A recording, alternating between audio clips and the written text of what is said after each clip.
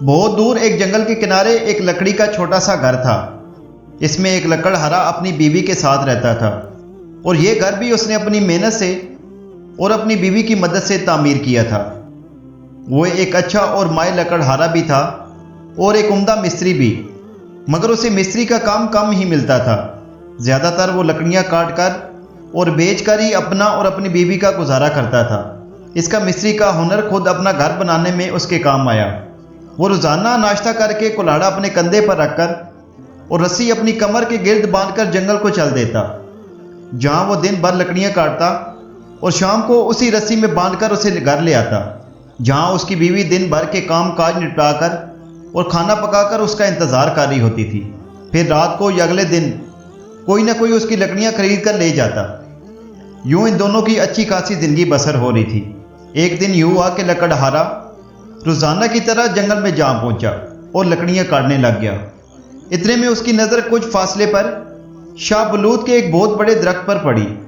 اتنا بڑا شاہ بلوط کا درخت اس نے پہلے کبھی بھی نہیں دیکھا تھا۔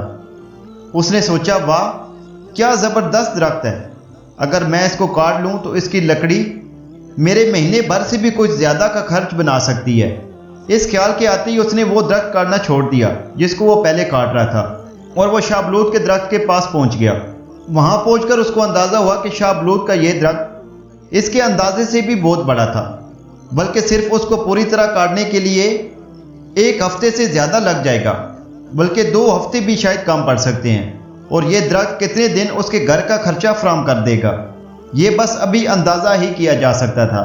بس پھر کیا تھا، لکڑہارے نے اپنا کلاڑا سنبھالا اور شاہ بلوط کے درخت پر ٹوٹ پڑا۔ ابھی اس نے کچھ حصہ کاٹا تھا کہ اس کو ایک نازک سی آواز سنائی دی۔ کوئی اسے گھنٹیاں بجاتی آواز میں درخت کاٹنے سے رک جانے کی درخواست کر رہا تھا۔ لکڑہارے نے کام روک دیا اور ادھر ادھر دیکھا تو ذرا اوپر اسی شاہ بلوط کے درخت کے اوپر ایک نازک سی حسین پری اسے نظر آئی، جو اپنے زیورات اور کپڑوں سے کسی شہزادی سے کم نظر نہیں آ رہی تھی، اور درخت نہ کاٹنے کی التجا یہی پری کر رہی تھی۔ لکڑہارا اتنا حیران ہوا کہ وہ درخت کاٹنا ہی بھول گیا۔ اس نے بچپن سے اب تک پریوں کی بے شمار کہانیاں سنی اور پڑھی تو تھی، لیکن کسی پری کو اب تک نہیں دیکھا تھا۔ اب سچ مچ وہ پری اس کے سامنے تھی۔ میں یہ درخت نہیں کاٹوں گا تو اور کیا کروں گا؟ اس نے پری سے پوچھا۔ تم کو معلوم ہوگا کہ میں ایک لکڑہارا ہوں اور میرا کام ہی یہی ہے۔ اور اس نے یہ پری سے کہا، تم یہ درخت نہیں کاٹو تو میں تمہاری 3 خواہشات پوری کر دوں گی۔ پری نے لکڑہارے سے کہا، اچھی بات ہے۔ لکڑہارے نے کہا، اپنا وعدہ یاد رکھنا، میں بھی تمہارا یہ درخت نہیں کاٹوں گا۔ پری نے وعدہ دہرایا اور لکڑہارا اپنا کلاڑا کندھے پر رکھ کر واپس گھر کی طرف چل دیا۔ وہ اپنا بھی وعدہ پورا کرنا چاہتا تھا اور بیوی کو اس معاملے میں شامل کرنا بھی، کہ پری سے ایسی کون سی 3 خواہشات پوری کرنے کے لیے کہا جائے جو ان کی تنگی دور ہو اور خوشحالی آ جائے۔ پری بڑے غور سے اسے واپس جاتے دیکھ رہی تھی۔ گھر پہنچ کر اس نے حیرت زدہ بیوی کو بٹھا کر سارا قصہ سنایا، جو میاں کے اتنی جلدی جنگل سے واپس آ جانے پر حیران تھی۔ پورا قصہ سنا تو بیوی کو یقین نہیں آیا، لیکن جب رات ہوئی اور سردی بڑھنے لگی، دونوں میاں بیوی آتش دان کے سامنے بیٹھ گئے تو بیوی بول پڑی، اگر اس سردی میں آتش دان کے سامنے بیٹھ کر ساسجیز کھائی جا سکے تو کیا مزہ دوبالا ہو جائے گا۔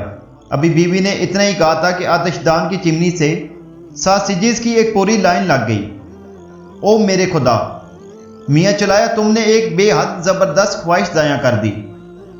چند ساسیجوں کے بدلے ہم اس کے بجائے ایک شاندار محل، ہیرے جواہرات کے ہزاروں صندوق اور بے مثال کپڑوں اور تاج و تخت کی فرمائش کرتے، مگر تم نے پہلی خواہش ہی چند ساسیجوں کی وجہ سے برباد کر دی۔ تم ایک نہایت بے وقوف عورت ہو۔ بیوی یہ دیکھ کر رونے لگی اور میاں کو اور بھی زیادہ غصہ آ گیا۔ اب تم اپنا منہ بند رکھنا، تم نے بے موقع بول کر اتنا شاندار موقع ضائع کر دیا۔ ان فضول ساسیجہ کا ہم کتنے دن اور کیا کریں گے؟ اس سے اچھا ہے کہ ایک ساسیج تمہارے ناک سے چپک جاتا۔ ابھی میاں نے یہی کہا تھا کہ ایک ساسیج اٹھ کر بیوی کی ناک سے چپک گیا اور باقی ساسیج غائب ہو گئے۔ اب تو بیوی سچ مچ ہی رونے اور چلانے لگی، ہائے میں مر گئی، یہ کم وقت ساسیج میری ناک سے چپک گیا، میں مر جاؤں گی، مجھے اس سے نجات دلاؤ۔ اب میاں کے اوستان خطا ہو گئے، ان کو اب اپنی اقامت کا احساس ہوا۔ پہلے بیوی کی بے وقوفی کی وجہ سے ایک خواہش ضائع ہو گئی، اب خود میاں کے غصے کی وجہ سے دوسری خواہش بھی ضائع کر بیٹھے۔ बल्कि उल्टा एक नई मुसीबत भी खड़ी हो गई थी। अब दोनों मियाँ बीवी लड़ाई भूलकर इस साजिद को बीवी की नाक से अलग करने के लिए कोशिश करने लगे, मगर वो साजिद तो बीवी की नाक से इस तरह चिपक गया था जैसे उस औरत की असल नाक ही वही हो।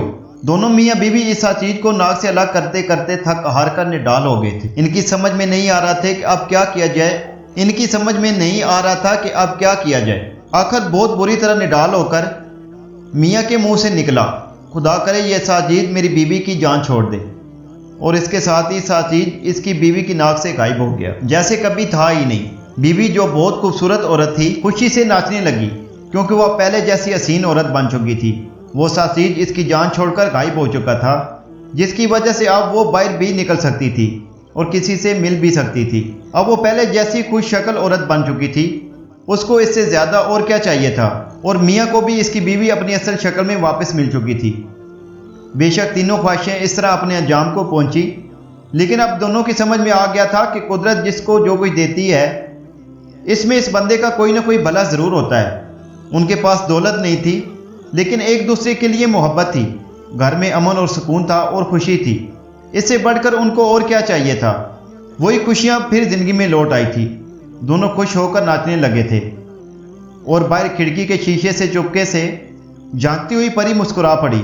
उसने इन दोनों मियाँ बीवी को एक अच्छा रास्ता भी दिखाया था।